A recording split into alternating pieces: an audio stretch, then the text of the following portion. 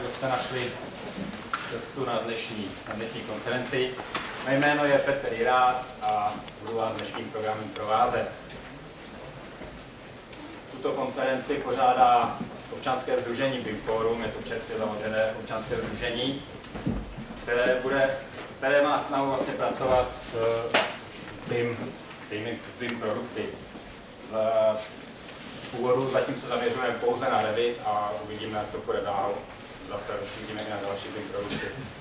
Zakládajícími členy BIM Fora to jsem já a pak Pepa Remeš, tady, a Ivana Vinšová. Dobrý den. Více informací asi víte, můžete najít i na webu BIMfora, bim.forum.cz. Proč vůbec takováto konference? My z dlouholeté praxe, jako já osobně vím, jak je důležité vyměňovat si informace, mluvit společně, mluvit o tom, co nás zajímá a o těch problémech, které máme. Naším největším problémem v současnosti je Revit. Takže nebo ne největším, ale jedním z problémů, který máme, je Revit. A proto si myslím, že je dobré se scházet a mluvit o tom, co v tom umíme udělat, co v tom neumíme udělat, jak to můžeme dělat, říct si o cestách, které nikam nevedou, a říct si o cestách, které vedou k cíli rychleji. Tím prvním impulzem, proč jsme se rozhodli uspořádat takovouto uživatelskou konferenci, budeme tomu říkat uživatelská konference, protože je to konference uživatelů pro uživatele. Tím prvotním impulzem, proč vlastně se sejít, byla konference BIM Day. Tady někdo spadne. Tady. Pořádala to konference BIM Day, na který jsme už několikrát byli, ale ta konference nám připadala teoretická nebo moc široká. A říkali jsme si, chceme udělat něco, co je užšího, jenom pro skupinu lidí, která prostě pracuje v jedné části toho BIMu. A tam padlo rozhodnutí, zkusíme udělat uživatelskou konferenci. Ta konference se nedá dělat bez partnerů. A chci poděkovat všem partnerům, kteří nám s tou konferencí pomohli. Chtěl bych představit dva pány. Jedním z nich je pan Michal, zástupce CAD Studia, je naším partnerem, který nám celé CAD Studio nám hodně pomohlo s organizací a vlastně i s tím know-how, jak konference pořádat. Pana Michala možná znáte z CAD Fora. To je taková ta osoba, která vždy ví na všechno odpověď. Pro mě je to vždycky fascinující, z jakých oblastí dokáže odpovědět. Chci se zeptat, jsou to všechno vaše znalosti, nebo rychle dokážete najít databázi? Jsou většinou znalosti kolegů nebo z naší databáze. Děkuju. A druhou společností, které bych chtěl poděkovat, ale zástupce pana Minkse tady zatím nevidím, je společnost Autodesk. Vlastně pan Minks, zástupce společnosti Autodesk, osoba odpovědná za AEC produkty, ten první člověk, s kterým jsem mluvil o tom, zda vůbec to má šanci něco takového pořádat. Teď, když vás tady vidím, tak vidím, že to má šanci pořádat. A tak si všem těm partnerům, ať už je to teda CAD Studio, ať je to Autodesk, ať je to AV Media, jejíž produkt venku můžete vidět, to je ten velký, chytrý smart panel, anebo 3D Factory, což je český výrobce 3D tiskáren, který tu tiskárnu tam za chvilku postaví a budete mít možnost se s tím do práci 3D tiskárny seznámit. Takže to jsou naši partneři. Zároveň bych chtěl poděkovat mediálním partnerům, což je server PSSB Info, Saxmix a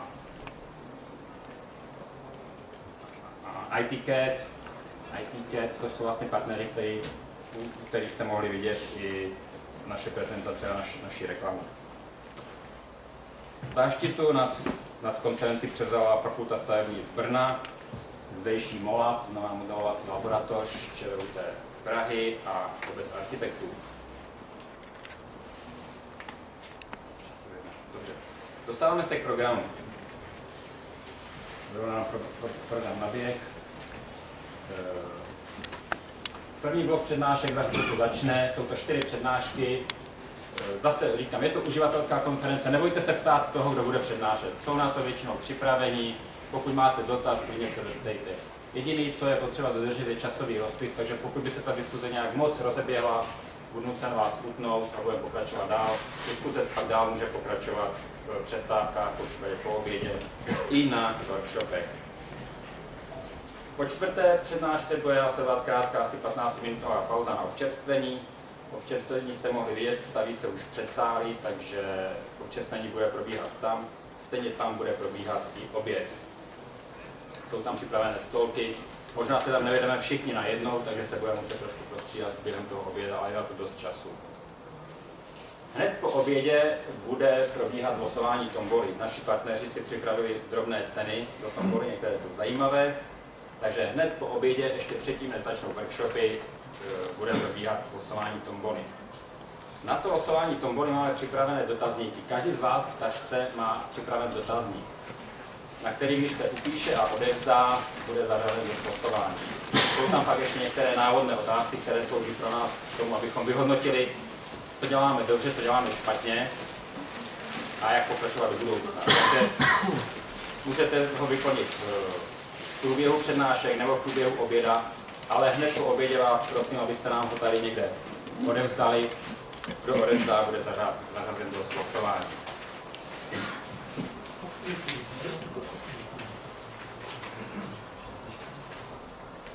Potom slosování vlastně se rozdělíme do těch workshopů. Jeden z workshopů bude probíhat tady, asi ten ohledně standardů. Jeden workshop bude probíhat venku, což bude představení Revit mapu. A dva workshopy budou probíhat dole v počítačových učebnách, tam vás pak pořadatelé odvedou, kde bude tvorba rodin a adaptivní komponenty obvodový plášť. Tak a až skončíme úplně, máme zamluveno několik míst tady naproti Národní technické knihovně, osvěžovně, takže pokud ještě vám zbyde čas, chuť, síla a nálada, kolem té páté, jste zváni ještě na drobné posezení tady do baru naproti na Národní technické knihovně na neformální rozhovor. To je z mé strany na úvod všechno. Poprosím vás vypnout zvonění v mobilu, podobně jako v divadle v kině, abychom v případě zvoněním nerušili prezentátory. Zeptám se, jsou nějaké dotazy k organizaci. Několik dotazů vzniklo o tom, jestli můžete navštívit několik workshopů.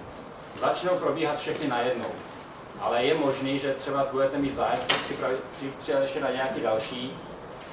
Po té přestávce, která bude cirka v 3:30, je ještě čas vlastně pokračování workshopu, takže třeba můžeme udělat ten samý workshop pro jiné lidi ještě jednou, pokud bude zájem. Toto všechno budeme muset nějak v průběhu konference přizpůsobit vašim požadavkům. Tak, dotazy? Bude nějaký audiovizuální záznam? Nebo... Jo, děkuji, výborně. Vzadu máme kameru, z každé přednášky bude audiovizuální záznam. Pokud někdo z přednášejících nebude chtít, aby byl zveřejněn, bude to zveřejněno jenom pro vás, pro účastníky. Pokud nebude chtít, aby byl zveřejněn, dejte mi vědět. Jinak budeme natáčet každou přednášku, bude to nastříhaný jenom, každá přednáška bude zvlášť, bude to pro vás přístupné. A zdravím, pan Mix, Autodesk.